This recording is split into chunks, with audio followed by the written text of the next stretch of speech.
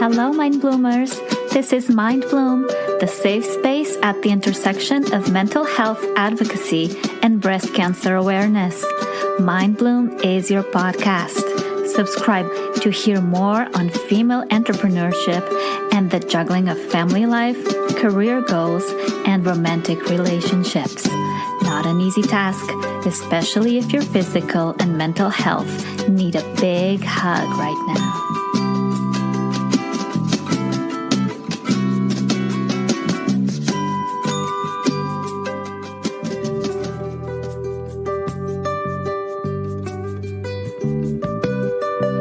Hello, Mind Bloomers. This is Marina Gee, your host, and welcome to Mind Bloom, the podcast for all things mental health and breast cancer awareness.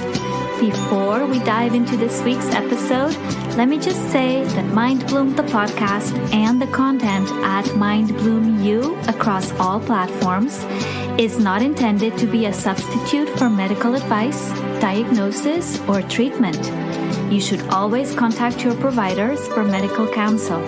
Never disregard any medical treatment or delay seeking professional help because of any content authored or distributed by Mind Bloom.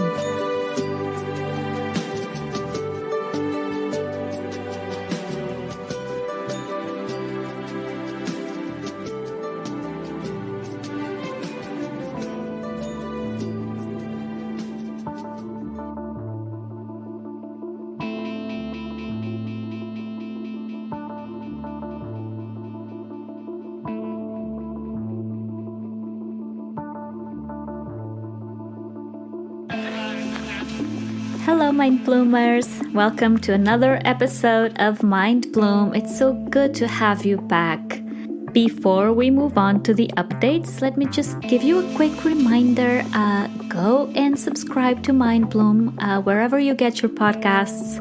Don't forget to follow Mind Bloom at Mind Bloom U on Facebook and Twitter and Instagram.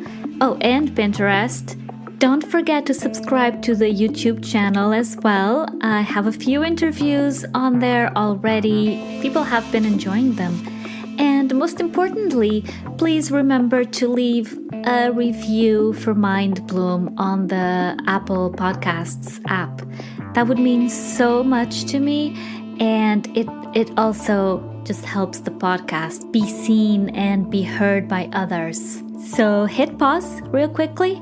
Hit pause and go and click on those buttons for me. You done? I can wait. We have time. I can wait. You done?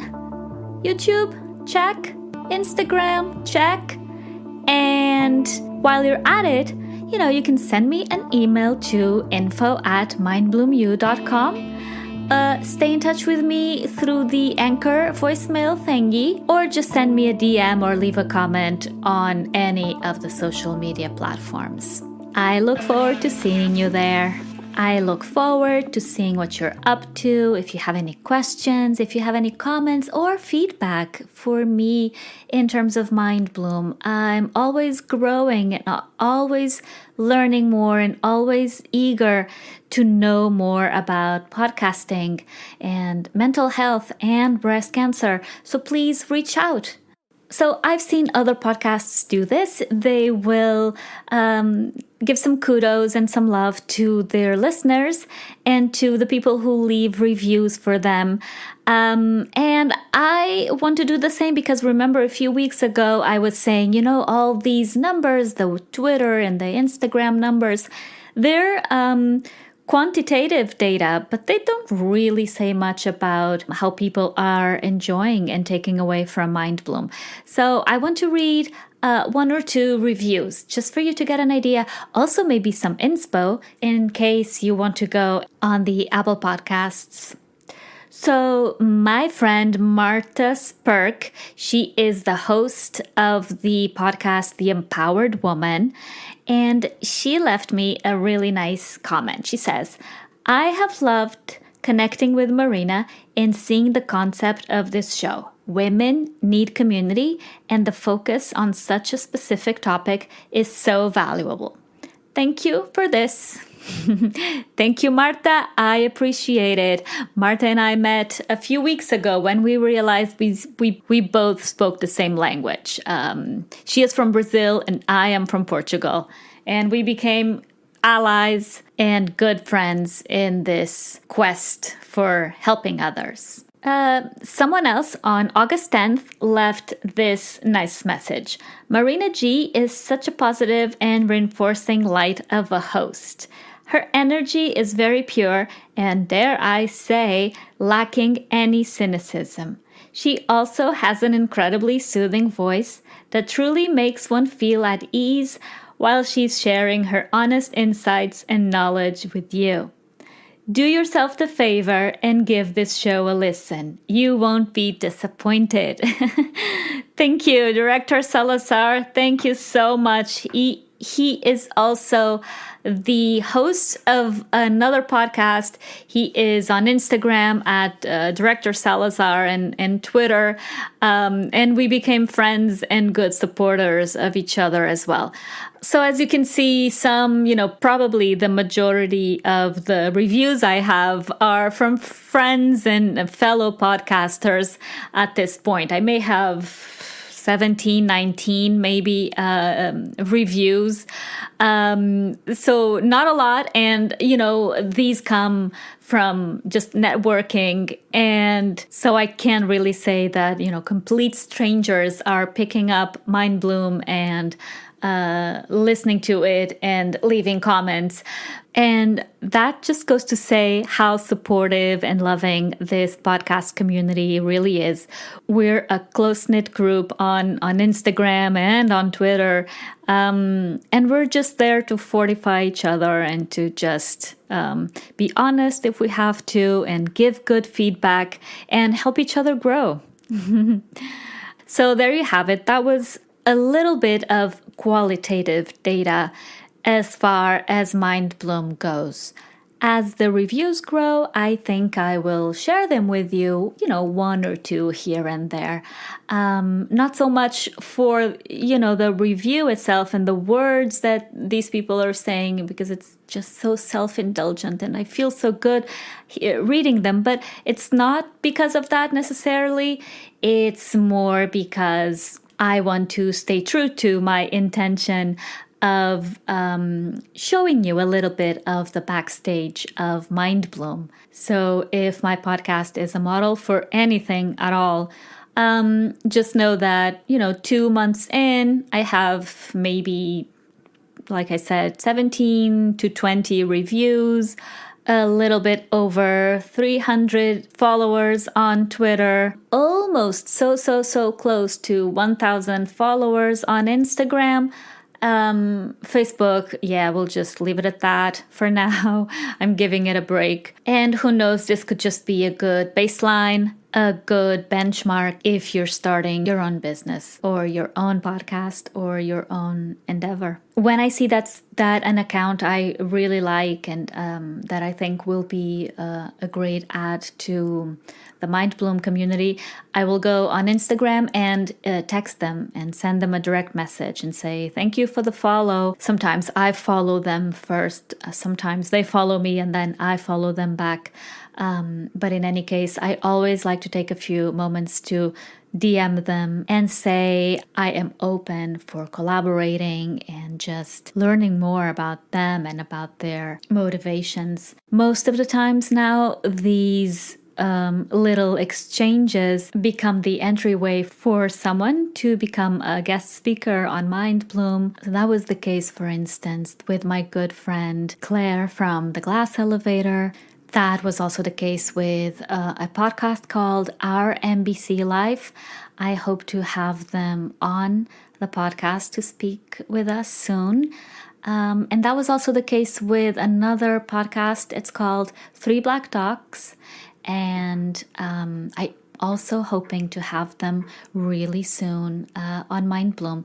So just to share how I like to do things, and I feel strongly about this because the relationships on Instagram, as you know, have from the very beginning been blooming. And that's how I do it. I go and speak with these people. I introduce myself and I ask what their name is. And relationships evolve from there. So basically, just coming from a place of being nice. That's all. That's really it. As far as mental health goes, I would like to tell you that I have started working out again. I have a little gym in my building, and the gym had been closed, and it reopened maybe about a month ago. And the last month, or the last maybe 4 months, right? I have been coming up with all sorts of excuses not to use the gym or not to work out in general. So I couldn't use the gym by state mandate, but I could do some other thing workout wise. And I just didn't. And the last month, the gym has been open. And again, I've just been procrastinating and dragging my feet. And I think I even created Mind Bloom just to come up with an excuse to be busy and not to have to hit the gym.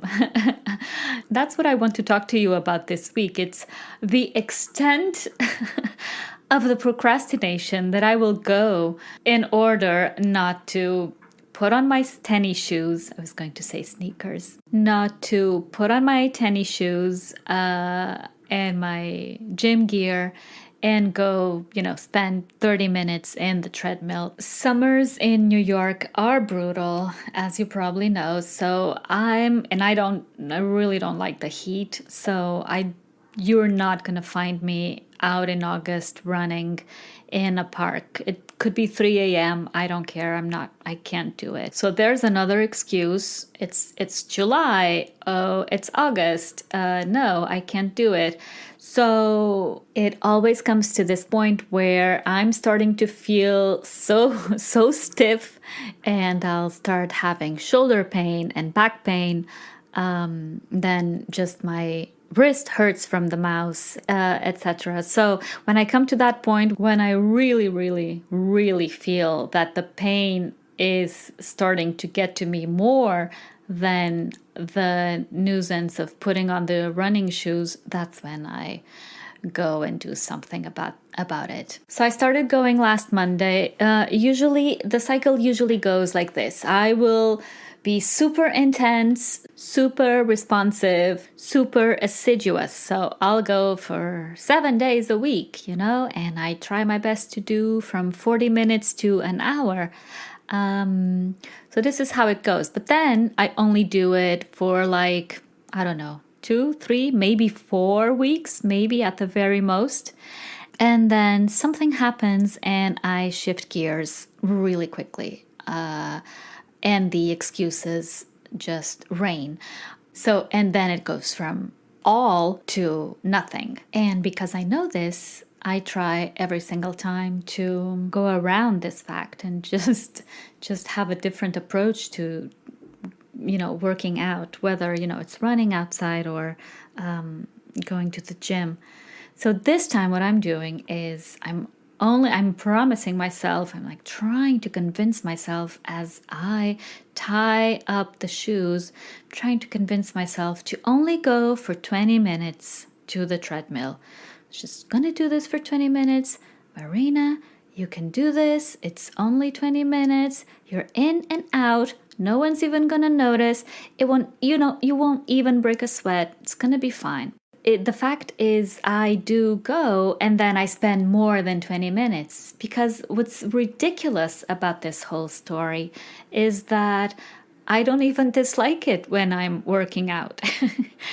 I just really detest the getting ready and the setting up and the high expectations and the build-up that come out of, imagining and seeing myself in the gym, because, I will make myself close all 3 rings in my Apple Watch, and I will make myself run that 3rd mile, and I will make myself hit whatever speed on the treadmill. And because of that, I will do it. I will get to that point, I challenge myself and I do it. I get it. I get there.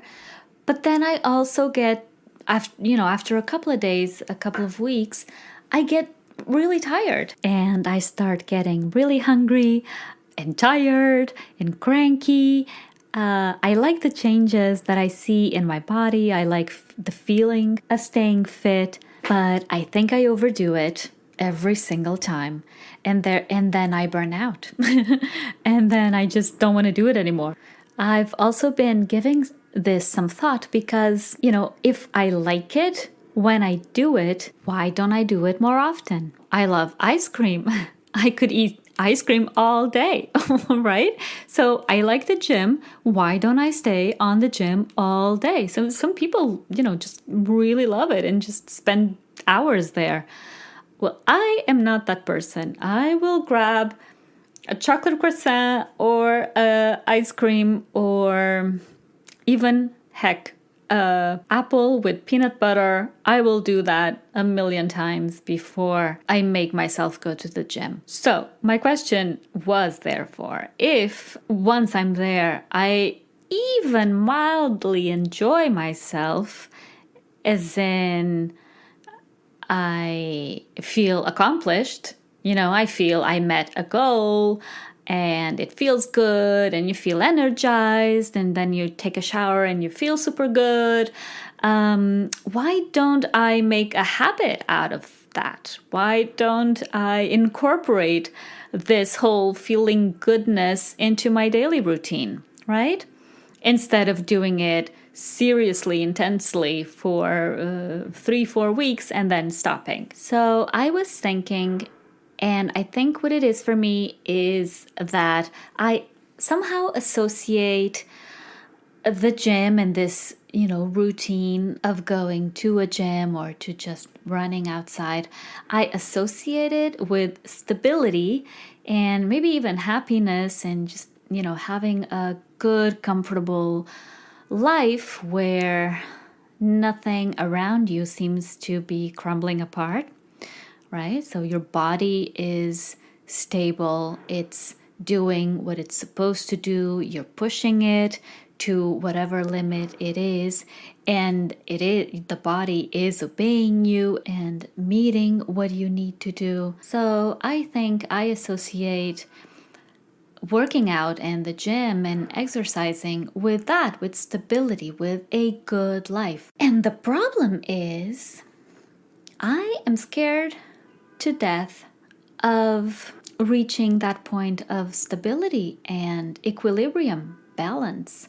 I constantly fear that things are going to change overnight, are going to change from 1 minute to the next. And I think I sabotage myself, and I think I avoid whatever makes me treasure stability because I'm scared I will lose it. So, for instance, the last time I was called to do a biopsy, and you know how those are, you get the phone call and, your life comes to a halt. Everything stops until you get the results, at least. So last time I got the call to go get a biopsy, I was running a good 5K here in the park in Brooklyn. I was running 5K daily. I was fit. I felt fit. I felt well. And all of a sudden, that stability that I was telling you about crumbles or threatens to break down in pieces. And that's why I think I avoid the gym. It's not a rational thing. I pick the gym, I guess, just also because it's hard. Of course it is, even for those who love it. So I guess I picked that because, look, doing this podcast is also a symbol of stability and balance in my life. And yet I do it, day in and day out. And every week there's a new episode out. But somehow, for some reason, I just stop myself from enjoying that aspect of my life and my healthy life, which is, my body and my body that is fit and can run 5 miles and can do yoga and can cycle, jump the rope, all of these things. And I don't allow myself to do it. So it could be so many things. I am not allowing myself to enjoy myself. I'm not allowing myself to experience this return to, I don't know, childhood or just activity, like school playground, something like that. And I know they are good for me. We all know that cancer hates oxygen. Cancer hates physical exercise and activity and a fit body. And so I should be doing it. And at the same time, I should be honoring the fact that God gave me, these 2 legs and 2 arms and a good set of lungs, even though I have asthma. Actually, it's interesting, but I started running so early on that my lungs are actually, I still have asthma, but I am very well adjusted to the rhythm of the race. So I don't know. These were my thoughts for today. I would really love to hear it from you. I'm sure that, as with so many other things that I've been noticing that I am not alone at, I'm sure some of you are also adamant to going to the gym or to exercising, despite the fact that once there, you kind of like it even, right? Or you see the benefits, or you see that your mood got better after a workout session. So please share with me on my social media platforms, or sending me an email, sending me a voicemail. Let me know. For one, I would love an accountability buddy. I would love if you could call me out if I don't go to the gym. But you don't have to call me out very intensely, because I am the very first one to do so. So rather encourage me, coax me. In fact, we're hitting 6 p.m. and that's indeed what I think I am going to do after this. And I will stay for as long as I can with this plan of sticking around at the gym for 20 minutes. 20 minutes, not more than 20 minutes. If I go every day 20 minutes, what's that? Nothing. All right, so as I go and do this very difficult thing of putting on my gym clothes and heading downstairs to the basement, to the gym, I am going to invite you to go on the podcast app that you use. And if you haven't yet, click subscribe on that button and stay my listener. The listenership is growing and the episodes are being listened by more and more people, and that's so exciting. Don't forget to subscribe to YouTube as well. Look me up on Instagram, Facebook, and Twitter at mindbloomu. Send me an email, info@mindbloomu.com. Check out my website, which is growing and developing. I put more content there every time I have a minute, which, see, I'm already doing it. I'm already coming up with excuses not to go to the gym because, of course, I have to add another text to the blog, right? No, I'm not going to do that today. Not today. You're here. You're my accountability buddies now. And you're going to help me create a sustainable habit, a habit that will meet my needs, meet my physical needs, but also meet my emotional needs, instead of becoming this burden that only tires me and makes me starve and crave a burger with fries. So I think moderation is where I'm going to go this time around. So stay tuned for more. I will keep you posted on MindBloom and on the mental health and on the physical health and fitness of its host, me, Marina Gee. Stay tuned for our interview coming right up.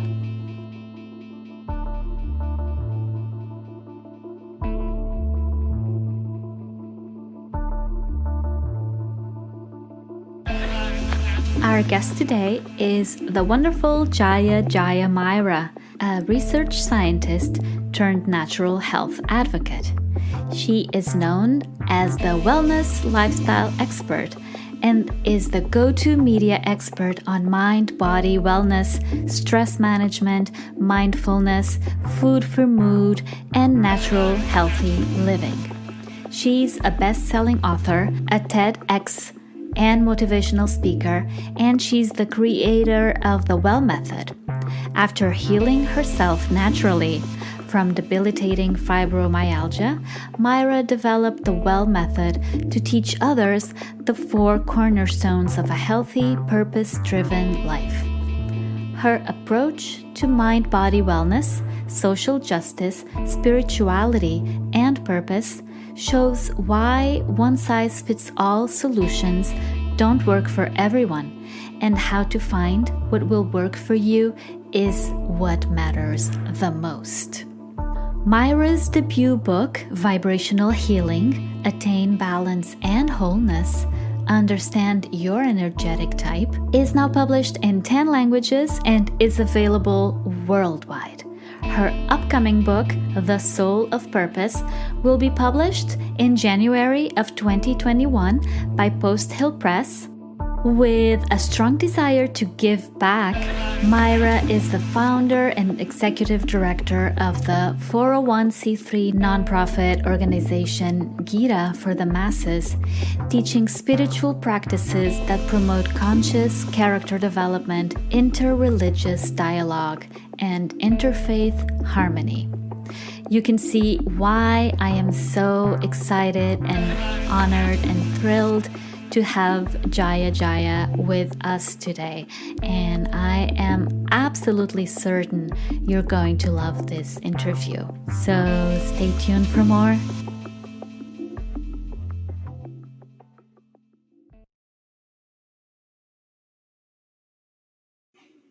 Guys, if you haven't heard about Anchor, it's the easiest way to make a podcast. Turns out it's free. There's creation tools that allow you to record and edit your podcast right from your phone or your computer. It will also distribute your podcast for you so that everyone can listen to it on Spotify and Apple Podcast and many, many more. And guess what? You can make money from your podcast with no minimum listenership. It's everything you need to make a podcast in one place. So go download the free Anchor app or go to Anchor FM to get started.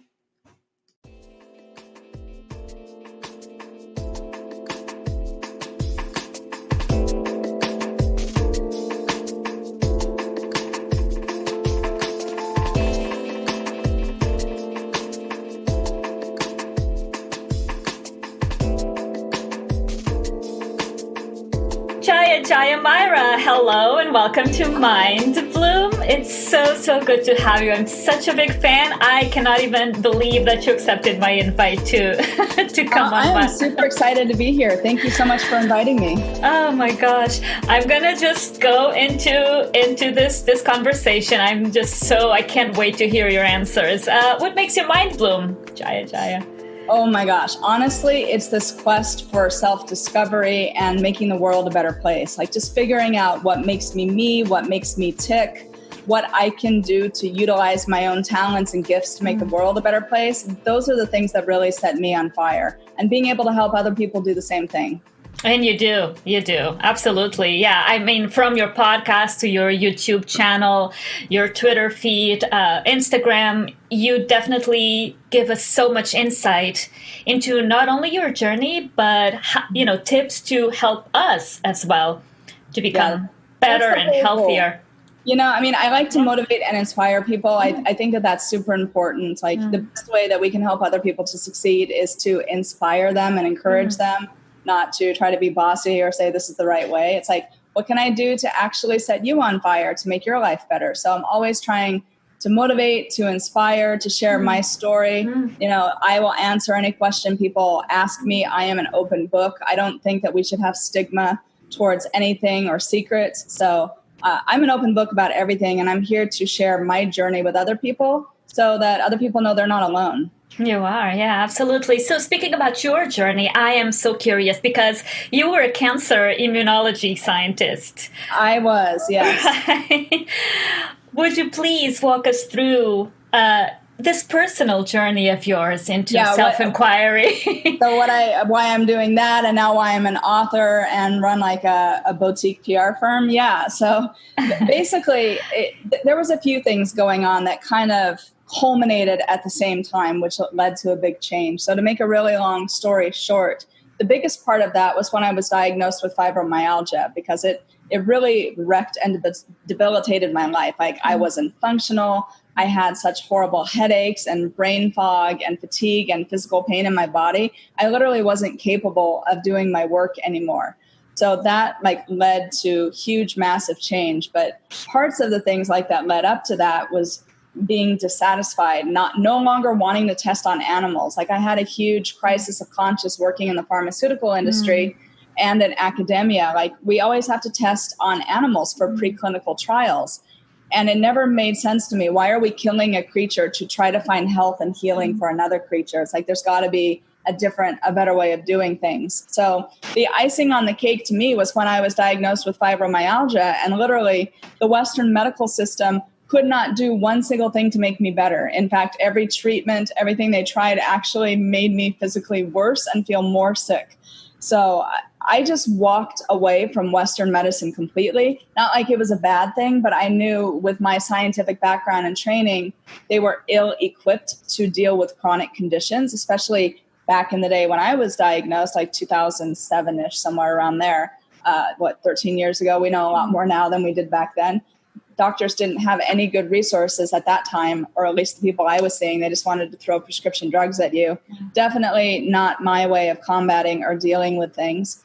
So I just decided to say, screw this, walk away, find a completely different way to heal myself. And that involved making a ton of different changes to my life to be true to myself. So that meant leaving my career as a research scientist, completely walking away before I defended my PhD. Even though I have all the PhD level coursework, I don't have a PhD to my name, because why have the piece of paper for an industry I wasn't going to work in anymore?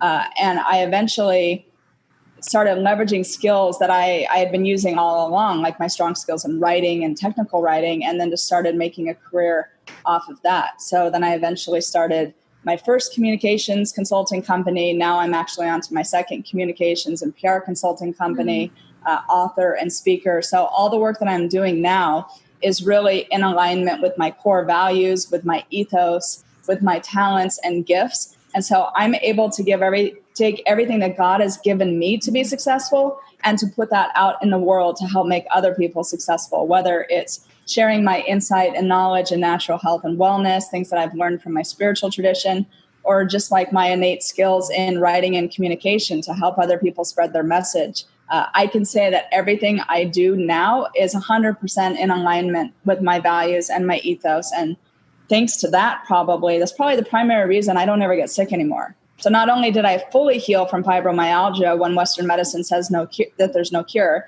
I have no trace of the disease. If I were to go to a doctor now, they would never know. They would never be able to tell I had fibromyalgia. But I just don't even get sick anymore. And I think this is just this holistic lifestyle change and just really aligning with who you are as a person. It makes such a huge difference in everything. Yeah, tell us more about that shift into purpose and alignment and a holistic view of the human being. It's huge. So we even have scientific evidence now that shows people who live their purpose and are happier in general, your immune system is stronger. We know that your mood and your well-being affects your microbiome in your gut and on your skin. These things are so closely connected to mental health and well-being, to hormone regulation, to everything, that literally just being happier and living your purpose can make you physically healthier, stronger, have a better immune system, lower cortisol, all of those amazing things. So just think about it even on an emotional level. When you're more in alignment with your ethos, you don't get tired as quickly. You don't get fatigued. You're able to do more work. You're able to focus longer. It just really helps you to be your best person when everything that you're doing is in alignment and you're not trying to push against your conscious quite literally. Right. So the people at home who knows they're struggling with mental illness, sometimes people don't even know. I sure didn't. Very true. Or maybe even breast cancer, the audience at home. Could you give us some tips, some insights into what can people start doing little by little towards that alignment and purposeful living? Absolutely. Now, I'm a huge fan of meditation and mindfulness, but surprisingly, that is not the first thing I ever tell people to do, because it's really hard to go and meditate, right? Yeah. Especially when you don't know how and you feel overwhelmed and you're going to sit down and your mind is like never going to silence itself. So I like to set people up to succeed, not to fail. And I'm all about simple, practical changes. So what can we do to build synergy in day-to-day life? Because we only have 24 hours in a day. So what is one thing that I can do that it can impact my life in 5 positive ways, essentially? So some very common things that people can do are to eat foods that are going to help support your gut microbiome, like things that have prebiotic fiber in them that is going to nourish your microbiome, or take probiotics, which is that actual microbiome, those bacteria. Just having that good balance in your gut is actually going to improve your mental health and well-being because of the gut-brain connection. So when your microbiome is healthy, you tend to have a healthy and happy mind as well. Mm. And also, I always tell people, if you want to do like one good thing for yourself, cultivate a daily habit. Set aside 15 to 20 minutes a day to do something that you love doing that is just for you. Like maybe sitting down, having a cup of tea. Maybe it's reading your favorite book. Maybe it's going for a walk. But you have to have that self-care time where you are prioritizing yourself. And then that's going to make it so much easier when you start trying to do other things for yourself. Like maybe you need to do exercise, or you want to meditate, or you want to do things that are more challenging. Mm. If you don't already have a routine where you're doing something that you enjoy, you are much more likely to fail at your endeavors when you try to do something that you don't enjoy. When you're making yourself happy, you build synergy, and synergy builds energy. And then you can use that energy and momentum to propel you forward, to give you energy for the things that you want to do less.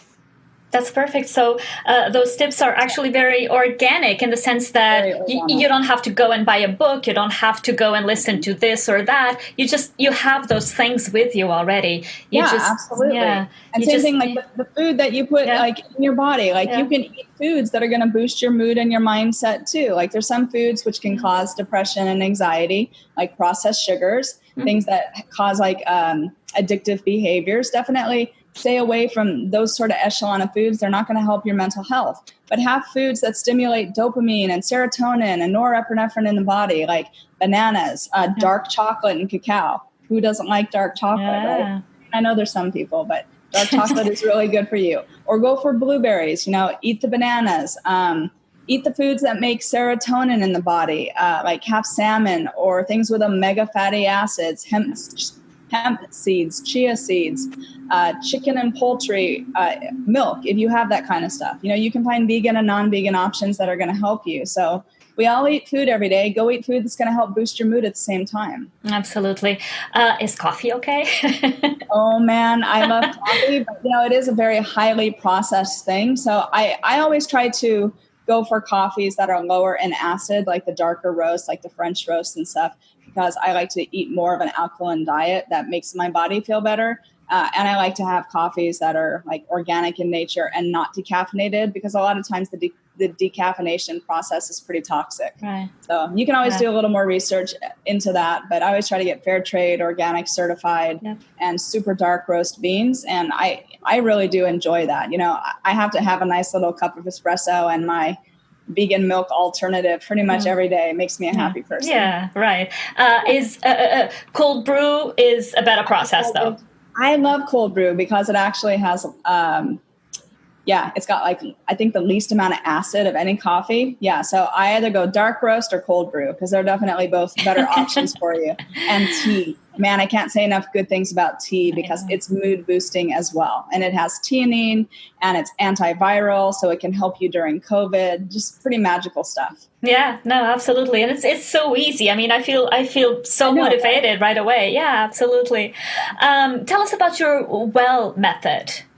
Yes. So I love the well method, which is why I talk about it in my upcoming book. And it's super simple. It just takes the word well, WELL, and uses that as an acronym to form 4 cornerstones or pillars to creating a healthy mindset. So the thing that I like about it so much is that this is going to help you to live your purpose and to stay physically healthy, but it's also going to help make society a better place. So you can use the well method to help combat racial injustice, social inequality, and just knowing what you need to do as an individual to make your world and the world at large a better, happier place.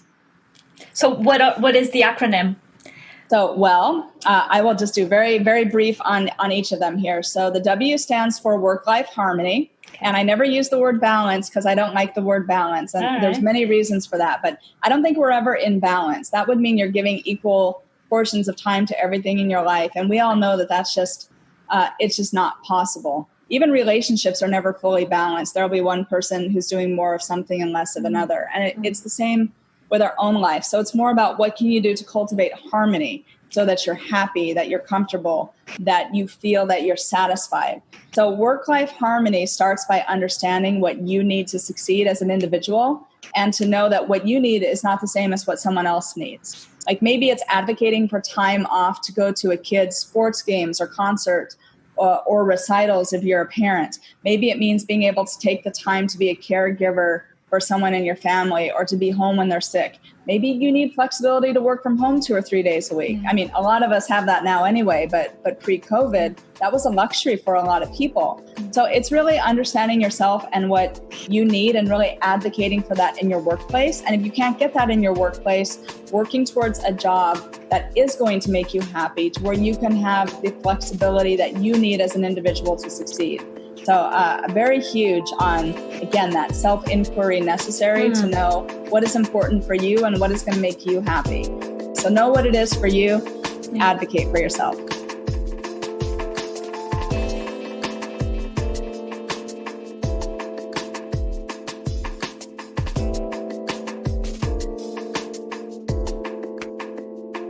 I think the E is my favorite. It stands for expect excellence in yourself or enable excellence in others. And these are 2 different things. So expecting excellence means setting really high standards for yourself because 1, you are worth it. 2, God gave you everything that you need to succeed and thrive so that you're able to live your purpose. And if you're utilizing these talents and strengths and gifts to the most of your ability, you really are going to excel. And you should expect that you're going to excel because you have everything you need to succeed. Now, the reason we say enable excellence for other people is because it's not okay to hold other people to your standards. That gets into shaming and condemnation and criticism and negative energy. And that's really not appropriate. That doesn't help anyone succeed. So when it comes to working with yourself, hold yourself to high standards, expect excellence in yourself, but enable excellence in other people by being compassionate and understanding and figuring out what you can do to motivate and inspire them to succeed. That is the most important thing. So the way you relate to yourself is going to be very different than the way that you relate to another person. So, we need to be 100% clear on that. But I'm sure, you can even think of incidents in your own life when someone has been able to help you excel by maybe just something positive they said or did. Absolutely. And this brings us back to the beginning of our conversation when you were saying, I don't like to preach. I don't like to tell people what to do. I do it. And I expect, now I'm paraphrasing, and I expect to be a role model and that people will model, let's say, my behaviors. And that's also probably what you mean by absolutely, just be that light, be the inspiration. A lot of the communication that happens between people is subconscious and unconscious. They say 70% of all communication, it's not the words coming out of our mouth, it's our body language, it's our energy, it's things that we don't even know that we're conveying that other people are picking up on. So just by you being you and expecting excellence in yourself and doing your best, you're already helping these other people to succeed. You're giving them 70% of what they need by just setting a good example. And then the other 30% can be taken care of just by those inspiring words or whatever it is that you're doing to help other people and motivate them to succeed. Yeah. And then the L and the other L.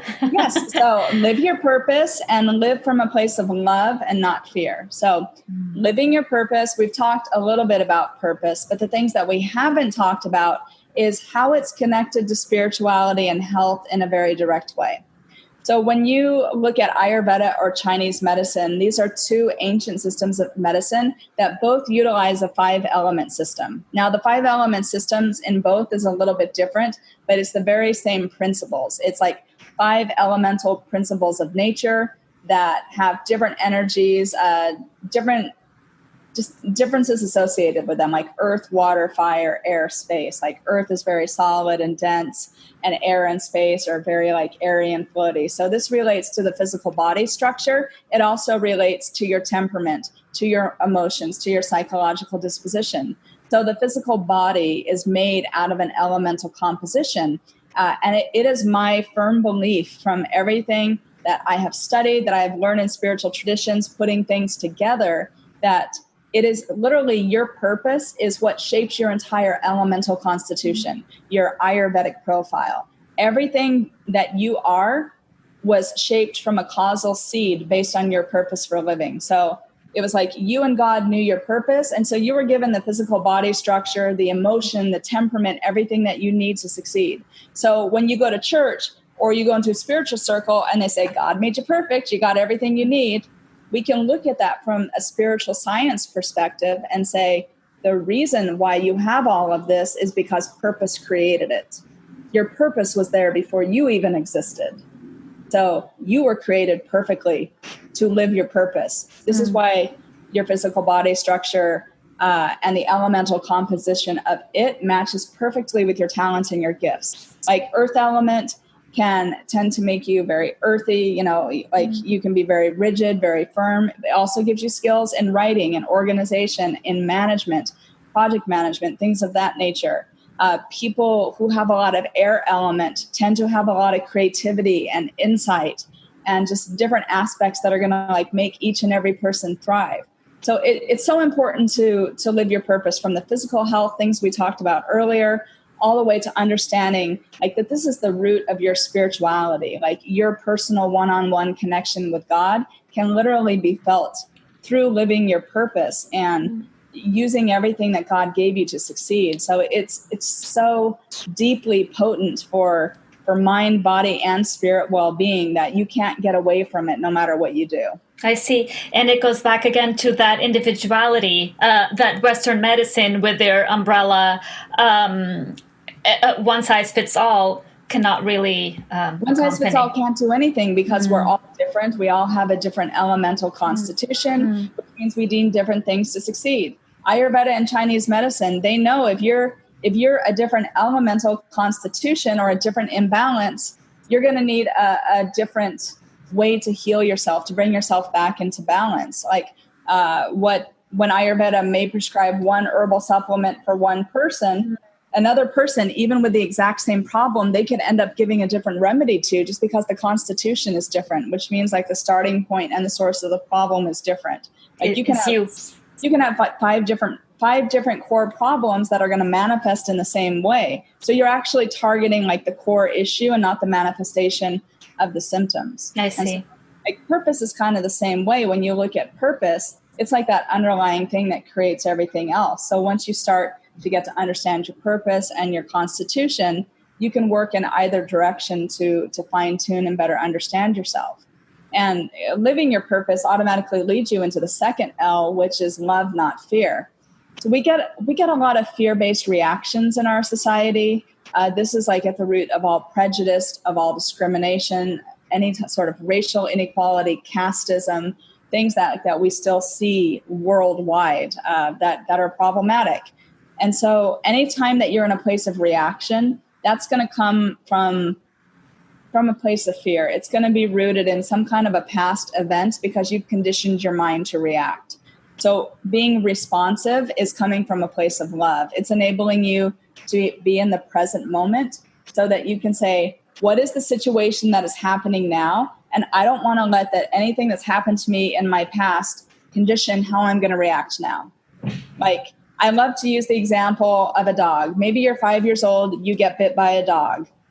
Let's fast forward into the future. Now you're 25 years old. You walk down the street and this little dog, kind of rushes up to you. Are you going to be afraid? You most likely are going to be afraid because you were bitten by a dog. And if you didn't go to therapy or something to get over that, that's going to be that impression that comes to you. And that's coming from a place of reaction and not response.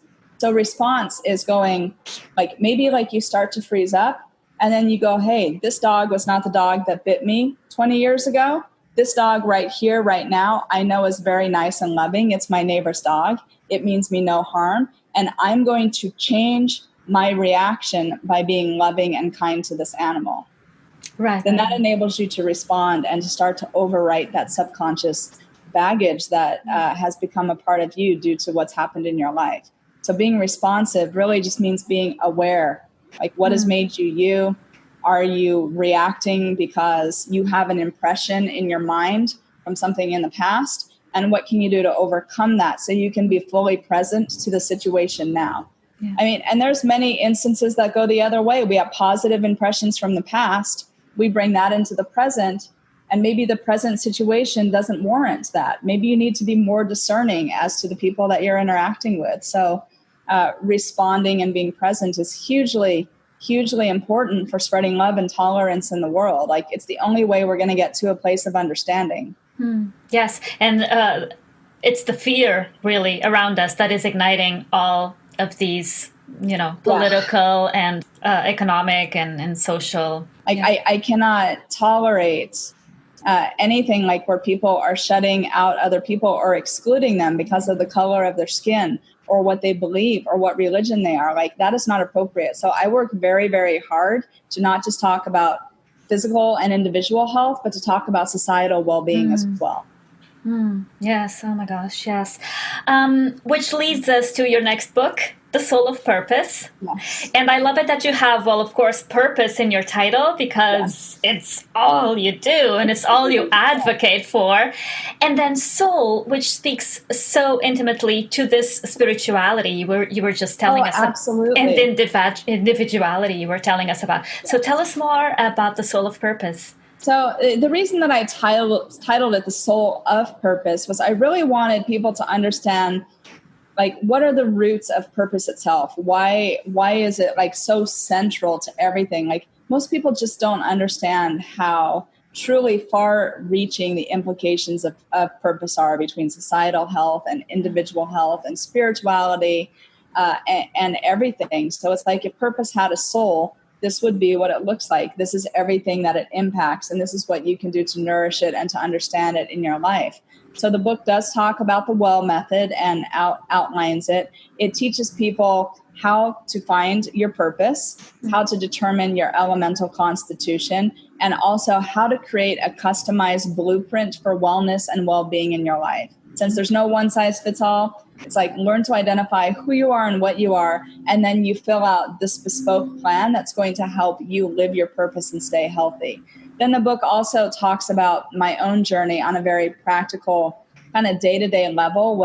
These were the different steps that I took to get better in the order that I implemented them to get better. That's right. Because sometimes people, they start one thing and it's just not the right time. Don't start trying to meditate before you understand the breath, because just by learning how to slow down your breath, that's what slows down the mind. If you sit and meditate and you're breathing super fast, you're never going to slow down the mind, right? So I always have people try breathing exercises for 2 weeks before they start meditating. Because if you can learn to breathe longer, to breathe deeper, that automatically is going to slow your mind down, make it easier to meditate. So just by taking things in a step-by-step fashion, you can create synergy. Again, these things will work together to make it easier to accomplish your goals and not feel like you're pushing that boulder up the mountain. And I think the real crux of the book is how I healed from fibromyalgia. And it wasn't because I knew how to heal myself, because I didn't at the time, but I started to live my purpose. I started walking this journey step by step. What do I need to do to live my purpose? So it turns out that all the same things that you need to do to live your purpose are the exact same things that are going to improve your health and well-being. Why does breath work? Why does meditation work? why does purpose work? Like, why does changing your diet and exercise have an impact? So it's like the culmination of these small and simple changes adding up to something truly profound, aka personal health and wellness. When can we find your book on the shelves? Well, you can pre-order it now, which I highly encourage you to do because I'm doing an awesome weekly drawing. So anyone who pre-orders and enters the contest, you'll get entered into a weekly drawing to win a free one-on-one session with me. But it will hit shelves on January 5th, 2021. All right. It's around the corner. I know, like right here, but definitely order early, enter the contest, get a session with me. This is the only way you're getting a session with me because I don't actually book consults with people. So this is a super special offer that you want to have FaceTime with me, talk about something, you'll get an opportunity to do that. It's beautiful. I could speak with you for hours and hours. Go grab a cup of tea and just stay here with you. I agree. I can just sit and drink tea all afternoon. I'm game for that. Thank you so much, Jaya Jaya Myra, for this time. It was wonderful. I look forward to hearing more from you, seeing more of you on social media, and just staying in touch with you. Absolutely. Thanks so much for having me today. I really appreciate it.